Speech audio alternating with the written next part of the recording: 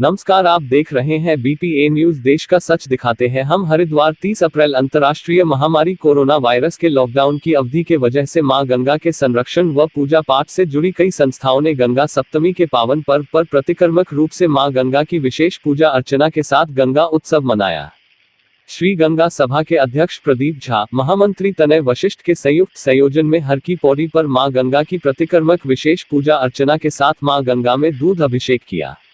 वहीं रामघाट स्थित मां गंगा के समीप तीर्थ मर्यादा रक्षा समिति के अध्यक्ष संजय चोपड़ा द्वारा मां गंगा के जन्मोत्सव पर प्रतिक्रमक रूप से पूजा अर्चना के साथ पर्यावरण के प्रति जागरूकता का संदेश दिया।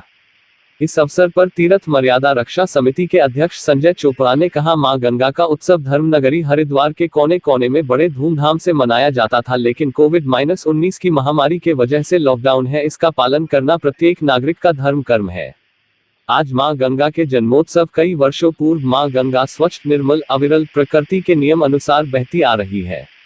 अब लॉकडाउन के अवधि समाप्ति के बाद प्रत्येक नागरिक जो मां गंगा के पास निवास करते हैं उनका नैतिक धर्म बनता है मां गंगा को जिस प्रकार अमृत की भांति पुनः अपने स्वरूप में लौटी है, ऐसे ही मां गंगा की मर्यादा बनाए रखे। मां गंगा के संरक्षण के लिए उचित कदम उठाने होंगे। देखिए, ये जो पूरे विश्व के अंदर वर्तमान में आपदा की स्थिति आई है, इससे समस्त विश्व अवगत है और इस समय संक्रमण काल में हमें उन तमाम चीज़ों का पालन भी हमारे ही हित के लिए किया जा रहा है, जिससे कि किसी भी किस्म की कोरोना नाम के इस वायरस की वृद्धि ना हो। हम तो शुरू से इस बात की मांग करते आ रहे हैं, प्रथम दिन से ही, कि डिस्टेंस थोड़ी दूरी बना करके,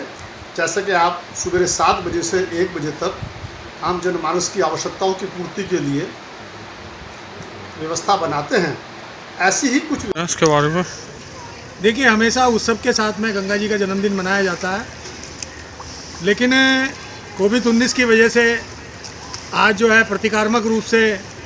माँ गंगा जी का ये जन्म दिवस, ये उत्सव हम लोग धूमधाम से नहीं मना रहे हैं और सादगी के साथ मनाने का काम कर रहे हैं।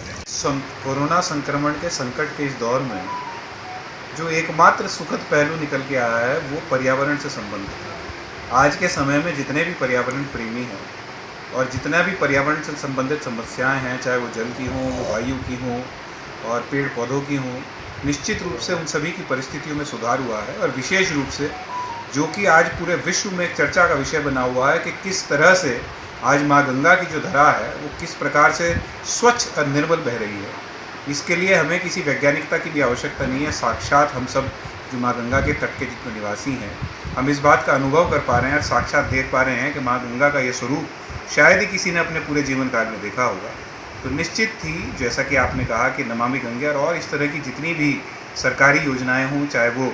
सामाजिक संस्थाएं हों जो इस गंगा प्रदूषण से संबंधित समस्याओं के लिए कार्य कर रही हैं, उनके लिए एक चिंतन का विषय है, एक आत्मपंथन का विषय है और आगे के लिए एक रणनीति बनाने का भी विषय है कि किस प्रकार हमें माँ गंगा को प्रदूषण मुक्त रखने की योजनाएं हमें बनानी है, क्योंकि